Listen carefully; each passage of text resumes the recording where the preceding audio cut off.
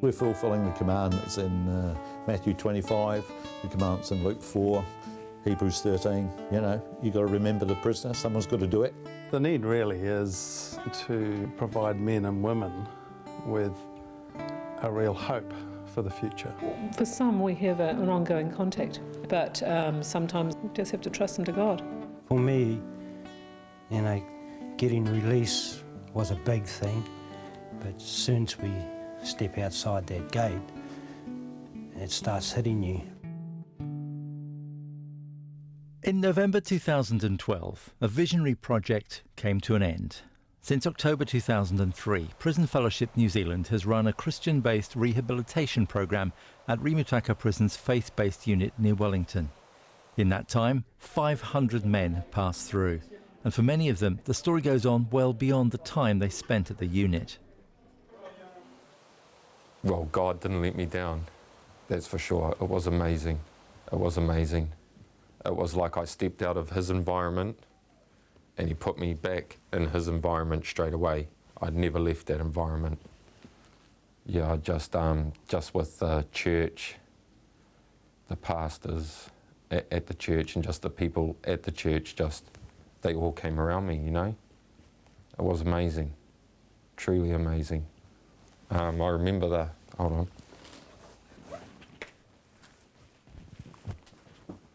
Yeah, I remember the second night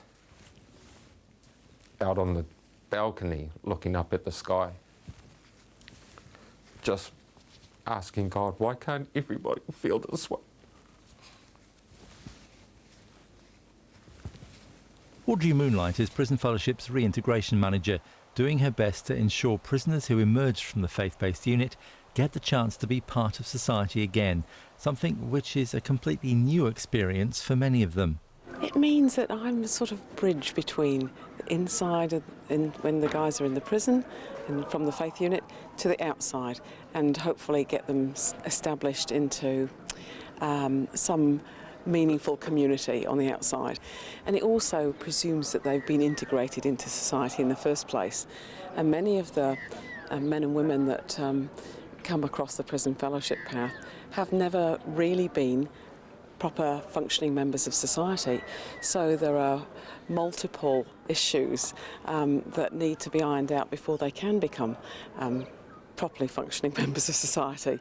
For example, many people, probably about a third of the men who are in the faith unit have had long periods in social welfare care, and some of them as babies, and they've gone through and have never really shaken the dust of prisons off their feet. And that becomes quite challenging when you have to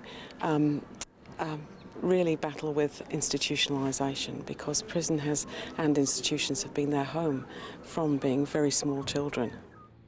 The reintegration of prisoners into society is one of the stated aims of the Department of Corrections, which says it aims to contribute to the maintenance of a safe and just society by reducing the level of reoffending through the delivery of targeted and appropriate rehabilitative and reintegrative interventions. Robin Gunston is a former CEO of Prison Fellowship. Faith-based units, I think, operate on many different levels. In some of the countries overseas, of course, there are whole sections of a prison. They're big, they're really big. The faith-based unit had 60 beds out of a total at Rimutaka of just under 9,000. But he says despite the small number, it was a beacon of hope and light. It's a place where people who are searching for God or want to know Him in a deeper way and use that faith to help them, be much better citizens, can find a place where they can really apply themselves to that in a good community setting where everyone around them is highly supportive of what they're doing. So, it's those things. I think it is an exemplar to the rest of the prison system of a way in which prison can be. The faith-based unit's existence at Rimutaka came from an initially unlikely source. Barry Timms has been responsible for transitioning Prison Fellowship through its time of rapid growth. Kim Workman was, in the 90s, the head of prisons for New Zealand. And during that time, our chairman of directors of the board visited him and asked him about the possibility of setting up a faith unit. most probably in the Rimutaka Prison. And Kim was rather polite, but really his response was, not in your wildest dreams, this isn't going to happen. A while after that, Kim, on a matter of principle, stood quite strongly for what was right, and it created such a ruction within corrections that he basically was left with no alternative but to resign. And he did so. And during that occurrence, a ex-prisoner actually met Kim, and the upshot was befriended him and led him to the Lord. And it was quite an amazing turn of events. The chairman of directors then went alongside and shoulder tapped Kim and said, well, you know, would you consider becoming the National Director of Prison Fellowship? And so he agreed to take that job. And lo and behold, his first task was to get a faith unit in the Rimutaka Prison. So he spent about 7 years working on that. So in October 2003, approval came through and it was all on.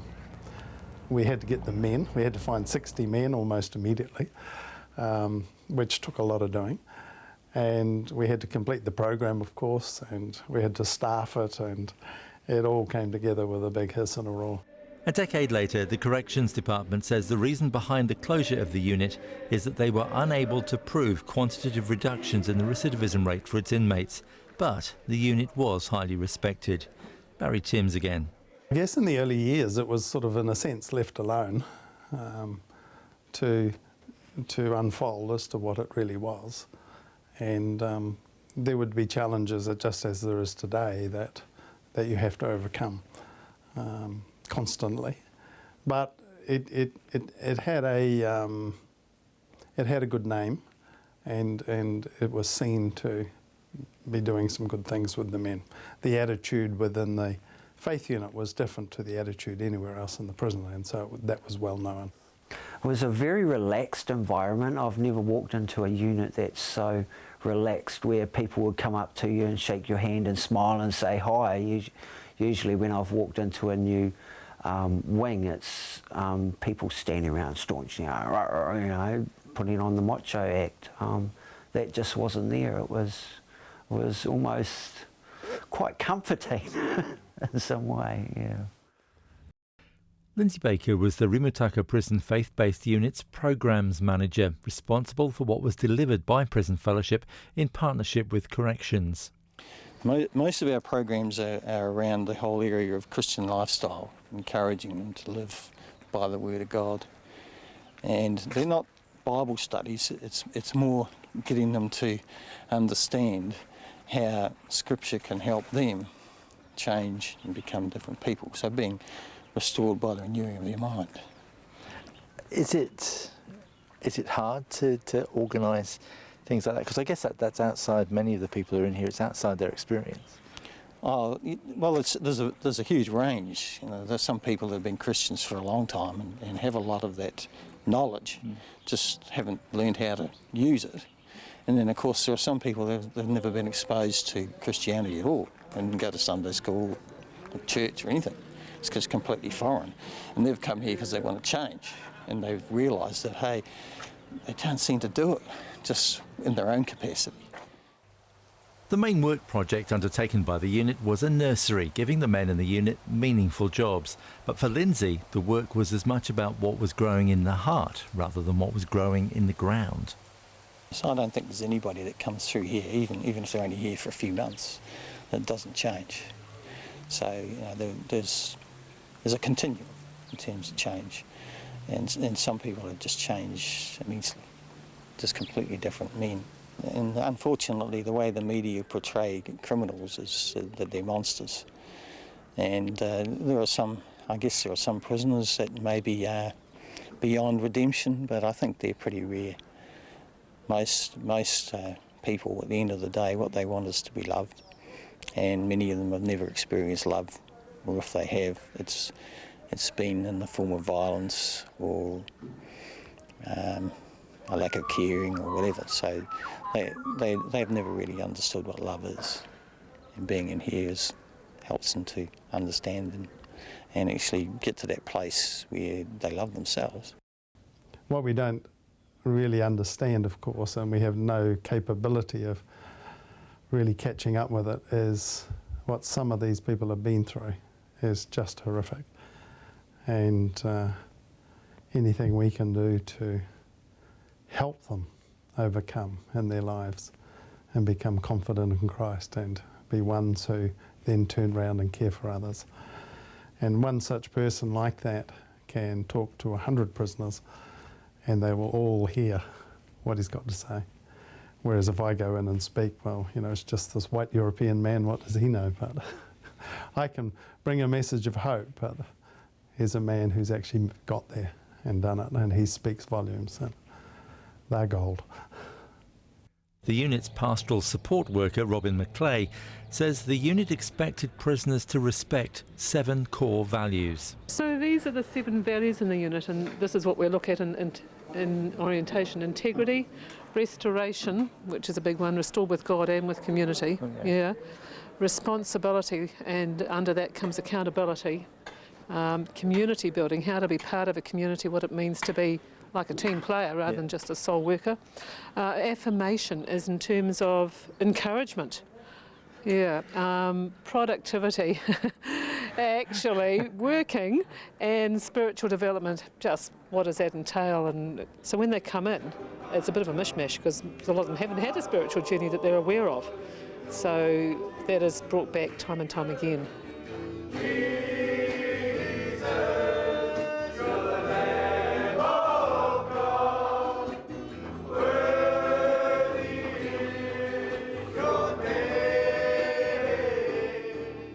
And there wouldn't be many prisons where the sounds of enthusiastic Christian worship echoed around the courtyard each morning.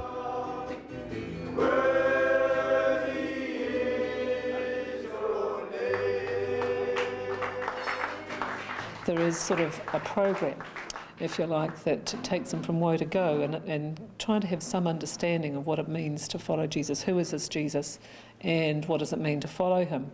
But the very first module, there are 7 modules plus orientation. Orientation is sort of like realigning their core values, and we have 7 spiritual values, so we look at those from a biblical viewpoint, and the idea is to encourage that start of being transformed by the renewing of your mind.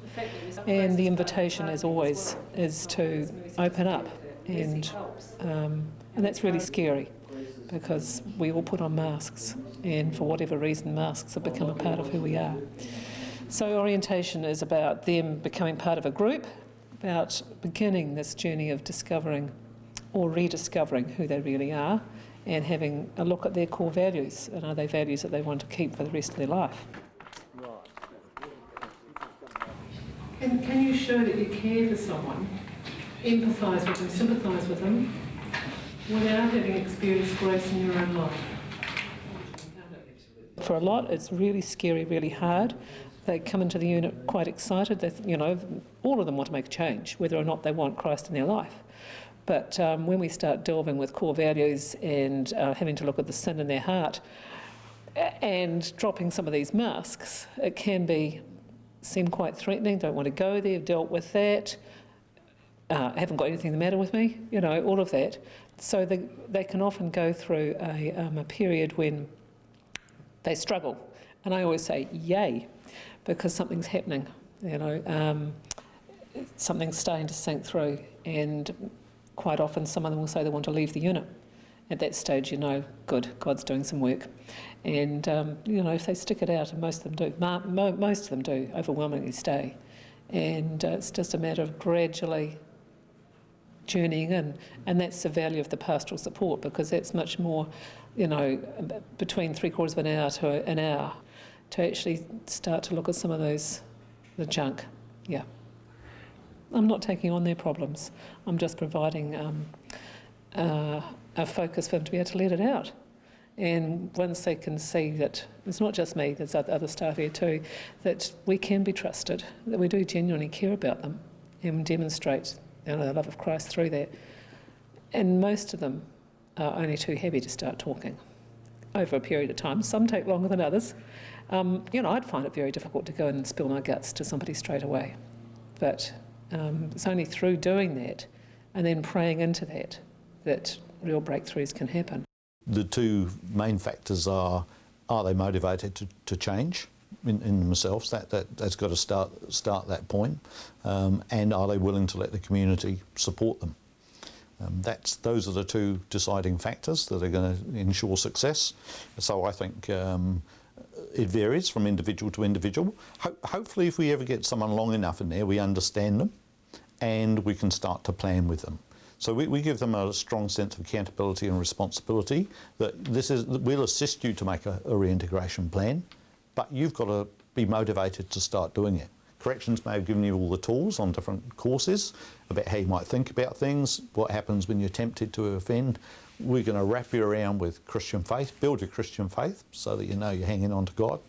And then we're going to put you in the company of people that hopefully you'll like and hopefully you'll trust each other to support you. We really want people to go out there from this unit and other Christians who've come to faith, maybe in prison, or Christians who've slipped, fallen off the rails and want to get back on track again. We want them to be well supported when they go out there. And it's a mandate of the church, Matthew 25. So I can't stress that strongly enough. And even if people can just offer, a cup of coffee during the week, a short meeting, encouragement with somebody, they're all really valuable. It's about interacting with, normal people. Because one thing that guys say when they leave here is, we want to feel accepted. We do not want to feel judged. And, as Christians, we're told we're not the ones who judge. God is the only one who judges. So we need to do all we can to support some of these guys. And sure, maybe there will be times when people get burnt. Perhaps people may be, but resilience is what we're looking for in church communities. So what was it like when you came out? How did you find that? Oh, I found it the most frustrating part of my life, to tell you the truth. I found it very overwhelming. It was quite a stressful time for me. I'm lucky I had all the support around me that I did, and they're such patient and loving people. Why did you find it so frustrating? Well, I found it as a complete psychological change. The only thing I've really known is prison. To come out and live in society is quite a major psychological change. I didn't know how to text. I didn't know how to do lots of things. Right down to the simple basics. It was just all new. I found it very stressful. So, what sort of support did you have when you came out? I had a lot of support. I had Salvation Army support. I had Operation Jericho support. I have FNZ support. I have church support. I have a mentor. There's a lot of good people around me. In a moment, we meet a prisoner whose life was turned round after he emerged from the faith-based unit. Is he the blueprint for the future?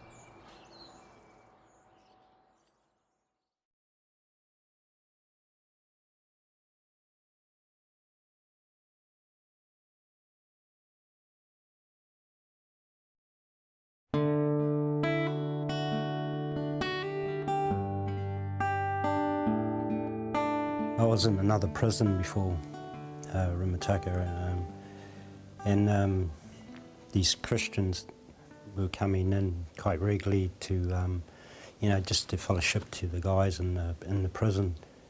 And I guess just one guy amongst all the other people that were coming in mentioned about a faith-based unit, which I've never even heard of in my life. Being in prison, and I just thought it was just Christians coming in. And he said, and I asked him, what it was, and he said it was, it was in prison, but it was a lot to do with, walking with Jesus, and that, and I sort of, I took it in the thought, and I said, well, can I think about it? And then he really wanted me to move from where I was to there. So I went back to my cell and I was praying, to God, and I said to God, if this is a unit for me, well, shall I go? And the next morning I was on transfer to Rimutaka. When I got to Rimutaka, the guard said to me, oh, so you're the chosen one. And I said, what do you mean by that, bro? And he said, well, you're going to the faith-based unit, not anybody can just go in there. You got to go a proper interview before you can go in there. And I don't know, I still didn't click what it was all about. It's not until later on that night, it was pretty late at night, it was quite dark, and so when I got there, and it's not until the next morning I woke up and I felt a change, a big change in this unit. It was not only just seeing the unit, but just the guys that were there before me, and just the way they walked up, hugging and making me feel welcome, and it was just a good feeling about the unit, and I knew that, God was in this unit. Today, Tonto is on the outside, a member of a church and part of a community in Upper Hutt. His transition to life on the outside was mentored by Charles Noa Noa, an Anglican minister working in the area. I slept in at Isaac's. Tell the truth, I was too scared to go. I didn't want to go into the prison. I was really, really scared. Really scared. And Audrey of Prison Fellowship, they twisted my arm.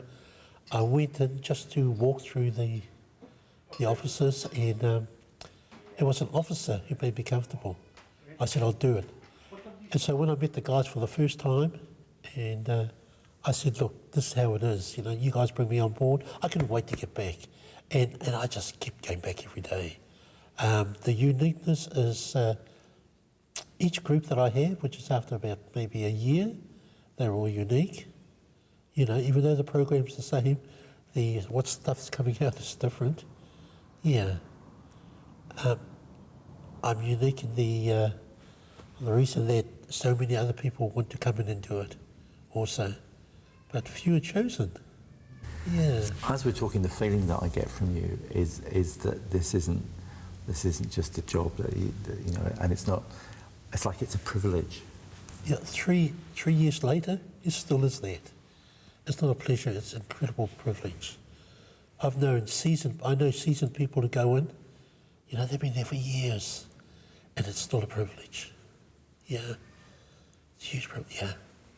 What I'm finding in successive groups is they're actually they extend somebody else's truth, or they will start at that person's truth, because I know one person's truth. I say, well, this guy shared this, and they go, yeah, that's it. I think that the similar issues I struggle with is some of them tend to quote theology, quote the Bible, but there's no essence of themselves in those quotes. Yeah, I'm really into life's experience theology as well as biblical, but a huge emphasis on you have a theology. We need to explore that rather than parroting what others have said or what the Bible itself says without any deep knowledge of that understanding of that scripture. There was a guy who came out after 13 years in prison. It was through him I met Tonto, and Tonto asked if I'd be his mentor. So in a way we targeted one another. I was looking for a person. As soon as we knew that was going to be what our relationship that turned out to be, I went out. Now, interestingly, Prison Fellowship, they have this target community program. But they said, no, you don't have a congregation. So I went, bugger, So I went out anyway, and I targeted Bishop Tom Brown of the Wellington Diocese, and I asked for his support. He gave it, with the whole church backing. And then I went to my grandchildren and my sons and their wives. They opened their doors to Tonto. Then I went to my own whānau, And my sister, she's a prison officer of 22 years. They all said, yeah. And then the big one was my closest friends of about 30 odd years, about 35 years. And there's about 7 families, and I asked them, and they kept asking, where's Tonto, how's he going, and all this. So a year of preparing my community, Tonto came out into it. Yeah, totally. And some of the people felt they knew him, or their whole year praying for him and keeping cotton tabs with me. Well, for once, that I would never ever thought I would ever sort of get a letter from the Archbishop of Wellington Cathedral. He wrote a fantastic letter for me, yeah, for my release and that, and I still got the letter now, and I'm wanting to frame it because that's an honour to me to have the Archbishop write a letter to me for my release, for the board anyway. So I had support there, and I've got, well, Peter's, you know, Barry and them and Audrey and them. I've always called upon them because it's my strength, you know, they give me that strength and they give me that understanding I can do this, you know, I can do this. He just recently told me that, yep, he's moving out, he's moving into marriage, moving into another home, and he did say to me that, yeah, I was like a father to him. At times a grumpy father, you know, most times a loving father. I was the main cook in the house, you know, but he cleaned the house all the time, but he closed doors behind him, you know. He still comes around home nearly every day for breakfast or a shower. But our relationship has changed. It's no longer a relationship of mentorer and mentoree. It is, you know, we are equal brothers. It's wonderful, it is wonderful. For me, you know, getting release was a big thing. You know, like any other guys in there, then, you know, they want to get out. But as soon as we step outside that gate, it starts hitting you, reality starts hitting you, you know, you've got all the freedom again, and what do I do with it, you know? And you start to go into loneliness again because you're not around 60 guys anymore. You know, you can knock on the wall or poke your head out your window and say, bro, are you asleep? You know, I need to talk. So, yeah, it is hard. It's a struggle, but being in that unit, I've built, you know, relationships with people on the outside. So the support was there. All I had to do was, yeah, knock on the door. And You know, initially, I had to take him everywhere because he didn't know Lower Hutt. You know, he hadn't driven for a few years. And a lot of people were saying I wasn't empowering him, and I was asking them just to back off. This is our home, this is not a program. It's interesting, after they saw him succeeding, they said, don't you think it's time that he moved into his own place? You've got another guy. And I had to put my foot down and said, please, move yourself from, these are Christian friends saying, please move yourself out of our home. Really, yeah, we weren't part of a program, we weren't. It was, as you know, the covenant we made between us. Yeah, totally. Holy Trinity Church in Avalon looks like a very ordinary church in a very ordinary suburb in Wellington. But looks can be deceptive, for Holy Trinity is, for Tonto, a very special place. no matter what age you're at, where you come from, you know, you need that support from people, and the best people to get support from is the people that care, you know. Oh, good day, Tonto. How are you? Good to see you. Coffee? Yeah. Right, I'll just make us a quick coffee, eh? Okay. Grab a couple of seats and I'll be with you in a sec. Derek Keatley is the minister at Holy Trinity. Okay, I'm involved in an organisation within the church called Caseo, and we run a thing called Te Arapono at Rimutaka Faith-Based Unit, the way of faith, it means. And Tonto was on what we call Tap 1. Now, I heard of him at that stage, but hadn't met him until the closure, because he was coming to be released sometime later on. And then, of course, Charles, who was involved in the parish here as well, Reverend Charles Nono, which you've been talking to, said that we had an opportunity to take a journey with Tonto and his faith when he is released. So Charles spent some time talking with us and the community about Tonto and the opportunities for him to come and join us. And he duly walked through the door, as anybody would on the first time into their church. But people had already heard about who Tonto was, and he was one of the elders within the faith-based unit. So they already understood and had a theoretical understanding of Tonto, even though they hadn't met him. Yeah, I'm into the individual care rather than the collective, institutionalised care. Yeah. I come from a family of 11, brought up in a 2-bedroom house. I think we all thought Mum spoiled us. We were the pet. But no, she done it wonderfully. Yeah. If we come away as grown-ups thinking we're the spoiled one, when in fact, it was the same love to everyone. You know, yeah. And I personally think I lived my mum's life. If I wanted to be Christ-like, then it's Mum that I look at to be more Christ-like. Yeah. The support, particularly in the Wellington area, has been generally reasonably good.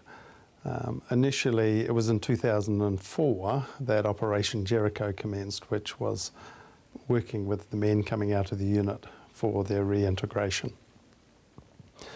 We began with what we thought was a good scheme. It had lots of good elements in it.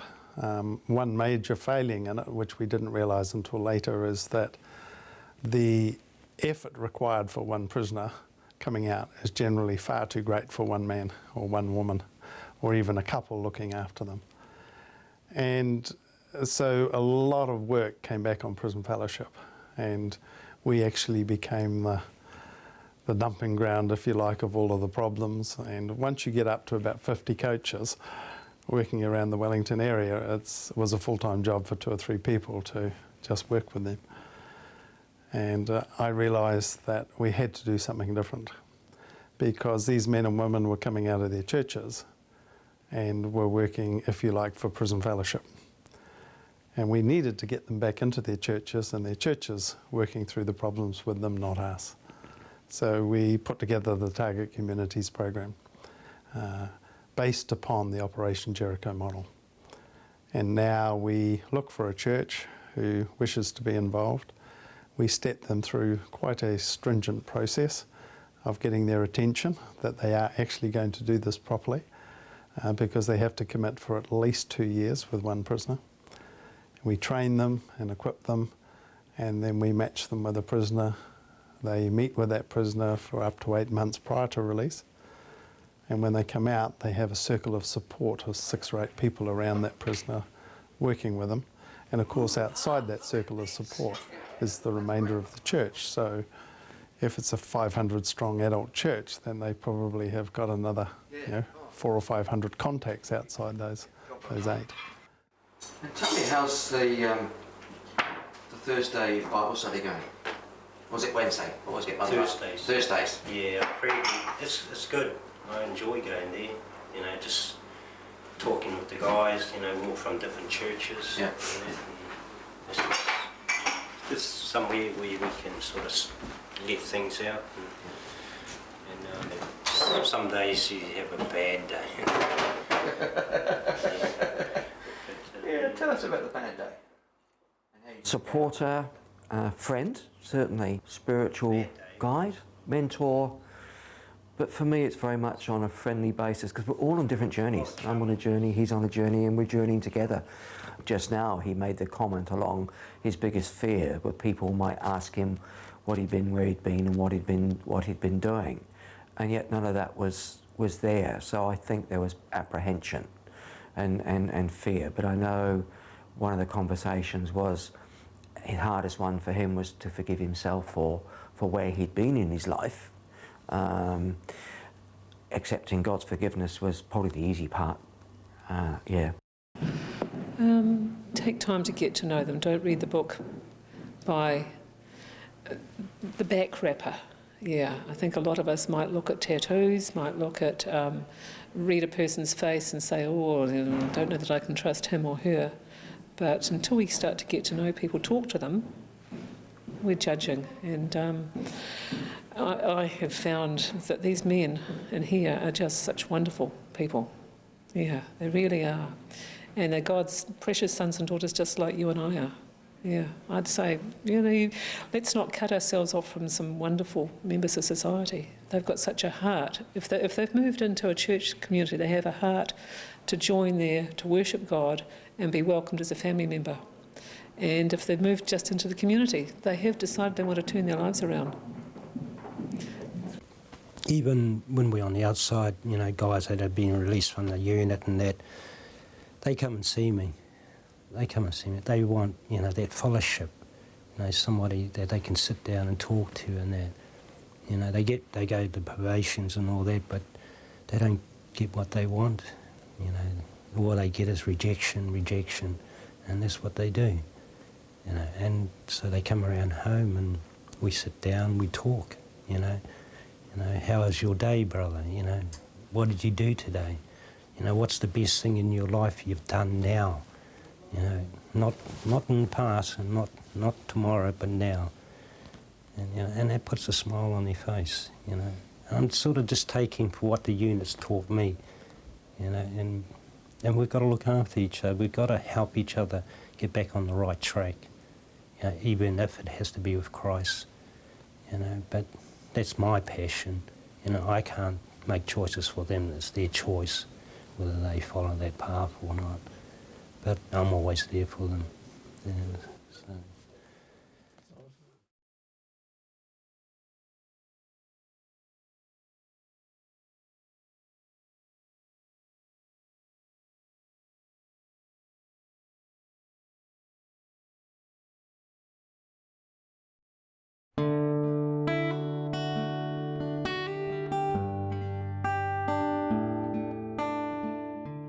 The closure of the faith-based unit at Rimutaka Prison presents a challenge to both Prison Fellowship and to the church at large. There's no doubt that the unit worked. Its recidivism rate was enviably low, and it was well respected within the prison service. But with only a few dozen places on its own, Rimutaka wasn't enough to fulfil the need across the whole country. Now the focus is moving towards welcoming ex-prisoners into a church family, bringing them back into the community. The seed of this venture was Project Jericho, which began while the faith-based unit was still in operation. Robin Gunston again. You will find a large degree of support at the practical working level across the prison. Principal correction officers, psychologists, reintegration workers, case managers, people who've actually seen this in action on the ground, a huge degree of support. Then a number of prison managers. I regularly visit prison managers and they say, could we have one of those in our unit? And I say, sure, but it's quite a complex affair to get there. So it has a reputation around the place. But then I think you come to a completely different level within Corrections Head Office where there is, in some areas, some measure of support, but in other areas we're a bit of an anomaly in the system. When they're in prison, they have that support system. There are things going on. There are courses for them. But what happens when they leave the faith-based unit and they're out there in the real world? Well, that depends on two major factors. The two main factors are they motivated to change in themselves? That's got to start that point. And are they willing to let the community support them? Those are the two deciding factors that are going to ensure success. So I think it varies from individual to individual. Hopefully if we ever get someone long enough in there, we understand them and we can start to plan with them. So we give them a strong sense of accountability and responsibility that we'll assist you to make a reintegration plan, but you've got to be motivated to start doing it. Corrections may have given you all the tools on different courses about how you might think about things, what happens when you're tempted to offend. We're going to wrap you around with Christian faith, build your Christian faith so that you know you're hanging on to God. And then we're going to put you in the company of people that hopefully you'll like and hopefully you'll trust each other to support you. So that's a very key area for us. We started off in about 2004 with Operation Jericho, where we put a trained mentor alongside them, but we've moved over the years, and Barry can fill you in a lot more detail on target communities when you talk to him. But that's the area we're going now, where there's a much bigger, more comprehensive plan. But again, it's voluntary. I mean, you know, there are people who go out and say, I don't need any help. They often come back, or we find them back in sight. I think it's an absolute fallacy, and that's something we're battling with the department to recognise, that if you don't support people fully when they come out of prison, they'll falter. They'll falter. So the new agreement between Prison Fellowship New Zealand and Corrections aims to give prisoners access to the organisation's reintegration programmes in more sites than ever before. Prison Fellowship will deliver reintegration programmes based on its original 4 pilot programmes. This is awfully cliche, is to trust God and take a risk, but follow your instincts and be open to where you're being guided on that journey. You know, it's one of those interesting things, and I've said this to others outside of the church when they hear the ministry that we're in. Anybody can walk into a church any day of the week and become part of a congregation. I probably know more about Tonto's background than I do a number of the people in the church. Yeah. So anybody can walk in and can be accepted and can be part of that faith community and take a journey. No questions asked. But when people come from the faith-based unit, there's a certain amount of information that's divulged. So people are aware that the person, for a start, was originally in prison, you know. But do you feel a responsibility because of where he's come from and I guess the baggage that he's bringing with him? Does that put a responsibility on you? No, I don't think so. Why do I say no? I guess we all have an opportunity to move forward, and as I said before, anybody can walk in, and we don't say, well, who are you, where have you come from, what's your background, tell me your life history, and then we'll see whether you can walk in. So I come very much from a level playing field. Having said that, I had a history with relationship services, marriage guidance as a volunteer, and worked on pre-release courses for the last 25, 30 years within a prison environment. So I'm familiar with the prison environment and relating with different people, but we're all human beings journeying alongside, and we've all got skeletons in our cupboard somewhere along the line, I guess, and it's absolutely at peace with the whole thing, and with others that have been in since, and others that have been in and have journeyed on to other places. First of all, it's about identifying some of those people, and that's not difficult. Then it really is, we try and form a surrogate family around them. Many of them won't have very many family connections, or very firm family connections, I should say. So we try and get a community around them. We try and get a church community around them, and a number of those people. So it might be half a dozen or 8 people in a circle of support around some of these guys when they're coming out, because they are going to be heavily reliant on that sort of support on the outside. They will have no transport, often don't have, we try and fix them up with things like birth certificates and bank accounts when they're inside, but otherwise they don't have very much experience of living successfully on the outside. So they don't really know very much about operating bank accounts, certainly don't know much about technology and cell phones and paying bills and things like that. So all these people in churches, they may have particular gifts and talents. We may have some budget advisors, agape budget advice, or Christians Against Poverty, or whatever it might be. They may be part of the circle of support when some of these people get out of prison. On June 2nd, 1979, Nelson Mandela, arguably the 20th century's most famous prisoner, wrote on his desk calendar on Robben Island, the purpose of freedom is to create it for others. Most people, at the end of the day, what they want is to be loved, and many of them have never experienced love. Being in here helps them to understand them and actually get to that place where they love themselves. We do believe that God has a plan for everybody, and He loves everybody, so we do want to see people really fulfilled. It's not a pleasure, it's an incredible privilege.